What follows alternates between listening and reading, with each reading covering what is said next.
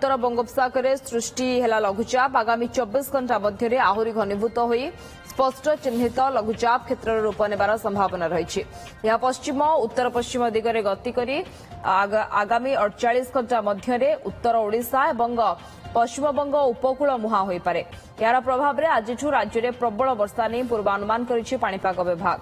आज केन्दुझर मयूरभंज कोरापुट मालकानगिरी जिले में प्रबल अति प्रबल वर्षा नहीं ऑरेंज वार्निंग दि जाइछि। बाकी 15 जिला को बिजुली घड़घड़ी सह वर्षा पवन नहीं जारी होइछि येलो सतर्कता। एथिरे बालेश्वर भद्रक केन्द्रापड़ा जाजपुर ढेंकानाल अनुगुल देवगढ़ सुंदरगढ़ जिले में किछि स्थान में प्रबल वर्षी पारे। आसंता काली एवं परदिन सारा राज्य में वर्षा हेबो। काली भीषण वर्षा नहीं मयूरभंज एवं केन्दुझर को रेड वार्निंग 8 जिला को ऑरेंज एवं बाकी 20 जिला को येलो वार्निंग देछि पाणीपाग विभाग। लघुचाप प्रभाव में 27 तारीख जाए राज्य में वर्षा लगी रही समय अशांत रह समुद्र और एथपाई आज 27 जाए मत्स्यजीवी को समुद्र को जावाई बारण कर।